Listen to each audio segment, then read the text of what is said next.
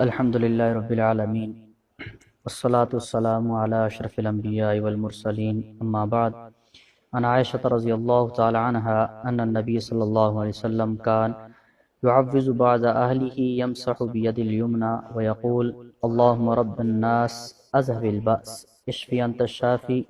لا شفاء الا شفاؤک شفاء لا یغادر سقما، بخاری و مسلم۔ ام المومنین حضرت سیدہ عائشہ صدیقہ رضی اللہ تعالیٰ عنہ فرماتی ہیں کہ جناب نبی کریم صلی اللہ علیہ وسلم اپنے بعض گھر والوں کی عیادت کرتے تھے تو اپنے دائیں ہاتھ مبارک کو مریض پر پھیرتے اور یہ دعا فرماتے اور دم فرماتے تھے۔ دعا اوپر ذکر ہوئی ہے، اس کا ترجمہ یہ ہے کہ اے لوگوں کی پروردگار، بیماری کو دور کر اور شفا عطا کر، تو ہی شفا عطا کرنے والا ہے، تیری شفا کے بغیر کسی کی کامل شفا نہیں، ایسی شفا عطا کر جو کسی بیماری کا اثر نہ چھوڑے۔ عزیز طلبہ، یہ حدیث مبارکہ کے اندر مریض کی عیادت کا ایک ادب بھی بتایا گیا ہے، اور بطور دم اگر کوئی آدمی بیمار ہو تو اس پر دم بھی کیا جا سکتا ہے۔ تو دم کا ثبوت بھی ہمیں یہاں سے مل رہا ہے۔ جو لوگ دم کے ثبوت کے قائل نہیں ہیں ان کے لیے سب سے بڑی حدیث ہے، اور صحیح بخاری و مسلم کی حدیث ہے۔ تو بہرحال ہم اس بحث میں نہیں جاتے۔ اس میں اہم موضوع جو بیان کیا گیا ہے وہ مریض کی عیادت کا بیان کیا گیا ہے کہ مریض کی عیادت پر کرنی چاہیے نہیں کرنی چاہیے۔ تو مریض کی عیادت ایک سنت ہے، جیسا کہ امام ترمذی رحمۃ اللہ علیہ نے ایک روایت نقل کی ہے کہ کوئی مسلمان صبح شام کسی مریض کی عیادت کو جاتا ہے تو 70,000 فرشتے عیادت کرنے والے کے لیے دعائیں کرتے ہیں، اور مریض پر دست شفقت پھرنا اور یہ متعلقہ دعا پڑھ کر دم کرنا حدیث سے ثابت ہے۔ ٹھیک ہے، ایسے کلمات کہنا جس سے مریض کو تسلی اور اطمینان ہو، یہ باعث ثواب ہے۔ تو ہم سب سے پہلے مریض کی عیادت پر جو اجر و ثواب پیارے حبیب صلی اللہ علیہ وسلم نے بتلایا ہے اس کے متعلق چند باتیں، اور پھر اپنے اکابر کا بھی جو طرز عمل رہا ہے اس کے متعلق چند باتیں انشاءاللہ۔ ایک روایت آتی ہے، حضرت علی رضی اللہ تعالیٰ عنہ اس کے راوی ہیں کہ آپ صلی اللہ علیہ وسلم کو یہ فرماتے ہوئے سنا کہ جو مسلمان دوسرے بیمار مسلمان کی دن کے پہلے حصے میں یعنی دوسرے پہر سے پہلے عیادت کرتا ہے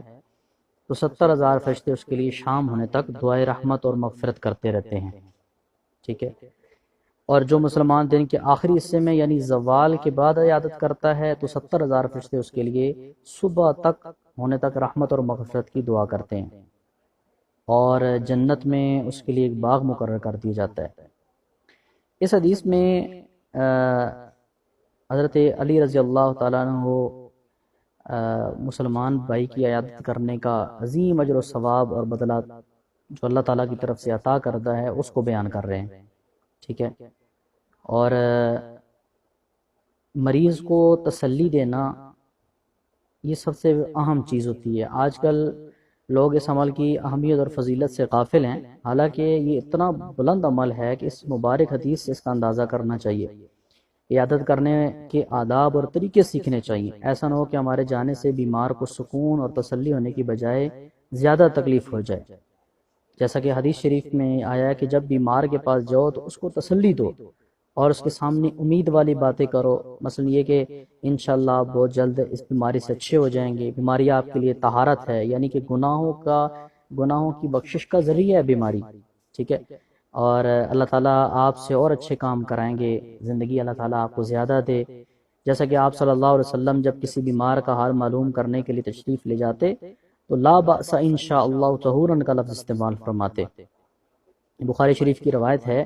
حضرت عباس رضی اللہ تعالیٰ عنہ آپ صلی اللہ علیہ وسلم کا ارشاد نقل فرماتے ہیں کہ جب مسلمان کسی بیمار مسلمان کی عیادت کرتا ہے اور 7 مرتبہ یہ الفاظ کہتا ہے، اسأل اللہ العظیم رب العرش العظیم ان یشفیک، میں اللہ بزرگ اور برتر سے جو عرش عظیم کا مالک ہے دعا کرتا ہوں کہ وہ تجھے شفا دے، تو اللہ تعالیٰ سے شفا دیتا ہے، مگر یہ کہ اس کی موت ہی کا وقت آ پہنچا تو یہ الگ بات ہے۔ ٹھیک ہے، یہ الفاظ حدیث سے منقول ہیں، اور 7 کا عدد بھی اس کے اندر ذکر ہے کہ طاق عدد جو ہے وہ مریض پر رکھ کر دم کریں تو اللہ تعالیٰ اس کی برکت سے انشاءاللہ اس کو شفا عطا فرمائیں گے۔ اور ایک حدیث میں اور آتی ہے فضیلت عیادت کرنے کی کہ جو شخص اچھی طرح وضو کرے اور ثواب کی امید لے کر وہ اپنے بھائی کی عیادت کے لیے جائے تو جہنم اس سے اتنی دور ہو جائے گی جتنا کوئی 60 سال تک مسلسل چلتا رہے۔ اور ایک اور روایت میں ہے کہ جو شخص کسی مریض کی عیادت کرتا ہے تو آسمان سے ایک آواز دینے والا آواز دیتا ہے کہ خوش ہو جاؤ، بابرکت ہو تمہارا چلنا، اور مبارک ہو تم نے اپنا گھر جنت میں بنا لیا۔ تو مریض کی عیادت کرنے کی کتنے فضائل ہیں، ٹھیک ہے۔ تو اگر ہم اکابر کی زندگیوں کو دیکھیں تو ان کی زندگیوں میں بھی یہ چیز سب سے زیادہ اہم اور ضروری تھی، جیسا کہ حضرت شیخ الہند رحمۃ اللہ علیہ ایک دفعہ ایک بزرگ کے پاس عیادت کے لیے تشریف لائے اور صرف مصافحہ کر کے واپس ہونے لگے، تو ان بزرگوں نے عرض کیا کہ حضرت آپ کو بھی آج ہی حدیث پر عمل کرنا تھا،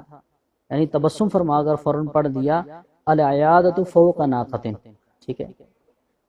کہ مطلب یہ کہ عیادت میں اتنی دیر لگانی چاہیے کہ جتنی دیر میں اونٹنی کا 2 مرتبہ دودھ دھویا جاتا ہے، ٹھیک ہے۔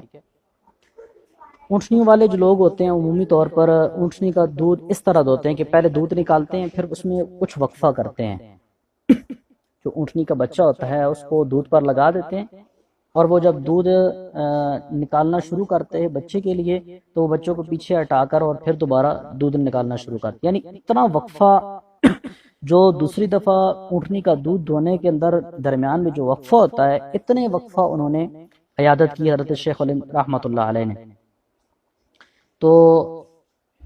یعنی کسی مریض کے پاس اگر جائیں تو اس کے لیے افضل یہ کہ وہ مریض کے پاس زیادہ دیر نہ بیٹھے۔ تو بات چل رہی تھی کہ اتنی دیر بیٹھے کہ جتنی دیر اونٹنی کا دودھ دھویا جاتا ہے دوسری مرتبہ، زیادہ دیر نہ بیٹھے بلکہ اتنی دیر بیٹھے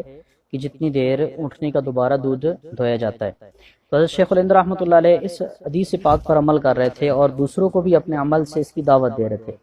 عیادت کرنے والوں کے لیے ایک حضرت سیری سکتی رحمۃ اللہ علیہ کی ایک دعا ہے جس کو علماء نے ذکر کیا ہے کہ بسا اوقات ایسا ہوتا ہے کہ بیمار آدمی کو عیادت کے لیے آنے والے سے بے تکلفی اور طبی طور پر مناسبت نہیں ہوتی، وہ چاہتا ہے کہ عیادت کرنے والا جلدی چلا جائے۔ اگر ایسا شخص دیر تک بیٹھا رہے تو بیمار کو اس سے سخت اذیت ہوتی ہے۔ تاریخ میں ایک واقعہ ملتا ہے جس کو اس حقیقت سے بخوبی اس کا اظہار ہو جاتا ہے، اور آج کے دور میں خاص طور پر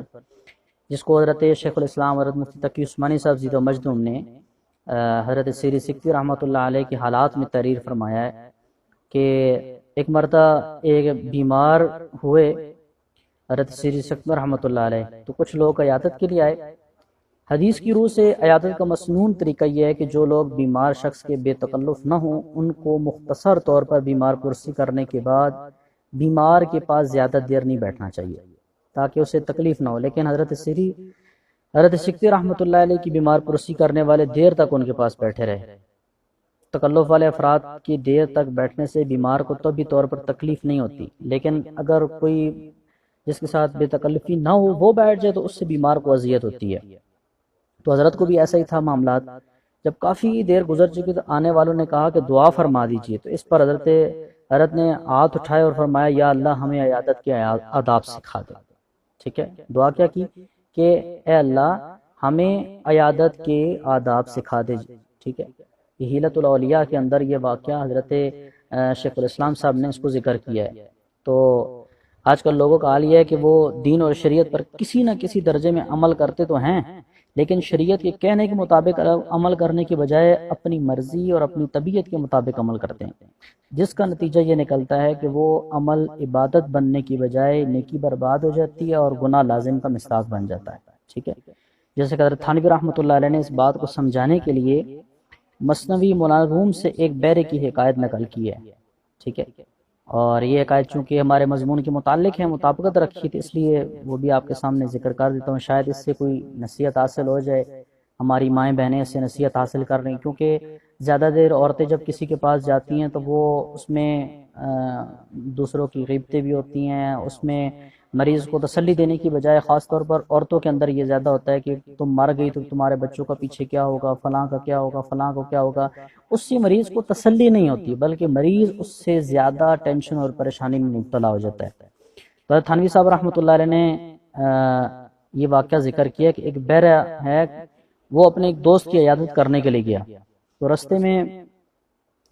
سوچنے لگا کہ میں تو بہرا ہوں، مجھے دوسروں کی خصوصاً ضعیف مریض کی بات سنائی نہیں دے گی، اس لیے ابھی سے حساب لگانا چاہیے کہ میں جا کر پہلے کیا کہوں گا، اس کا کیا جواب دے گا، پھر مجھ کو اس کے جواب میں کیا کہنا چاہیے۔ چنانچہ اس نے حساب لگایا، پہلے میں اس سے پوچھوں گا کہ مزاج کیسا ہے، پھر وہ کہے گا شکر ہے، پہلے سے افاقہ ہے، تو میں کہوں گا کہ الحمدللہ، اللہ تعالیٰ کا فضل ہے، کرم ہے، اور پھر میں کہوں گا کہ معالجہ کون سا طبیب کر رہا ہے، تو وہ کہے گا فلاں حکیم صاحب، میں کہوں گا سبحان اللہ، بہت ہی لائق طبیب، بڑی شفقت فرماتے ہیں، ان کا علاج ترک نہیں کرنا چاہیے۔ پھر پوچھوں گا کون سی دوا استعمال میں، وہ کسی دوا کا نام لے گا، تو میں کہوں گا خدا اس کو آپ کی رگ میں پیوست کر دے اور خوشگوار بنا دے۔ یہ حساب لگا کر وہ پہنچے، بیمار نے جو بہرے کی صورت میں دیکھی تو گھبرا گیا کہ یہ کم وقت کہاں سے آ گیا، اب یہ میرا دماغ کھائے گا، اپنی سب کچھ کہہ لے گا، میری بات نہیں سنے گا۔ اب بہرا میاں آگے آئے اور مزاج پوچھا، اب طبیعت کیسی ہے، بیمار نے سر لا کر کہا کہ ٹھیک ہوں، آپ نے کہا الحمدللہ، خدا جو ہے وہ اور زیادہ کرے۔ بیمار اور بھی جلا گیا، بھئی یہ کیا، میں اس کو کیا کہہ رہا ہوں اور یہ جواب کیا دے رہے ہیں۔ اس نے کہا کہ ملک الموت علیہ السلام نے کس سے علاج کروا رہے ہیں، تو انہوں نے کہا کہ میں ملک الموت سے کرا رہا ہوں، تو اس نے کہا سبحان اللہ۔ اب بہرا اس کو سمجھ تو نہیں آ رہی، تو بڑے ہی لائق طبیب ہیں، ان سے علاج کبھی نہیں چھوڑے، ماشاءاللہ بڑے ہی شفیق ہیں، اللہ تعالیٰ ان کے قدم مبارک فرمائے۔ پھر پوچھا کہ آج کل کون سی دوا استعمال کر رہے ہیں، تو انہوں نے کہا کہ میں زہر پی رہا ہوں۔ انہوں نے پوچھا کہ آپ دوائی کون سی استعمال کر رہے ہیں، تو انہوں نے کہا کہ میں زہر پی رہا ہوں۔ تو آپ بولے کہ ماشاءاللہ آبگی ہیں، خدا اس کو آپ کی رگ رگ میں پیوست کر دے۔ اب وہ بہرا ہے، اس کو سمجھ کچھ بھی نہیں آ رہی کہ یہ کیا بول رہے ہیں، بس اس نے اپنے ذہن اور دماغ کے اندر وہ جوابات جو ہے وہ ڈالے ہوئے تھے کہ اس کو جواب میں یہ دوں گا۔ تو تھانوی رحمۃ اللہ علیہ یہ عقائد بیان کر کے ارشاد فرماتے ہیں کہ اب غور کیجئے کہ ایسی عیادت سے کسی کا جی خوش ہو سکتا ہے؟ ہرگز نہیں ہو سکتا، مگر وہ بہرا اپنے دل میں خوش ہوتا تھا کہ میں نے اپنے دوست کا ادا کر دی، اس کی عیادت کر لی اور اس کا جی خوش کر دیا، ڈلے پتھر جی خوش کر دیا، وہ تو آپ کی جان کو کوس رہا تھا۔ تو مولانا فرماتے ہیں کہ جب بعض لوگ ایسی ہی عیادت کرتے ہیں جیسے اس شخص نے عیادت کی تھی، تو ان کا اپنی عیادت پر خوش ہونا ایسا ہی ہے جیسا وہ بہرا اپنی عیادت پر خوش ہو رہا ہے۔ تو ہمیں اس حکایت سے یا اکابرین کے ان باتوں سے ہمیں کیا سبق ملتا ہے کہ ہم اگر کسی مریض کی عیادت کے لیے جائیں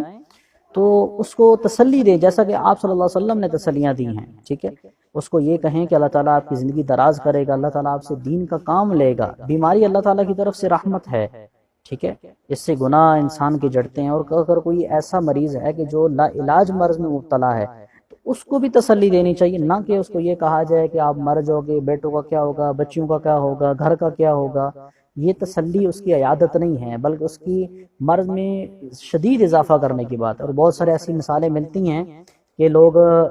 بزرگ ان کے پاس عیادت کے لیے گئے تو اس عیادت کی برکت سے ان کو اتنی تسلی ملی کہ ان کا مرض ٹھیک ہو گیا۔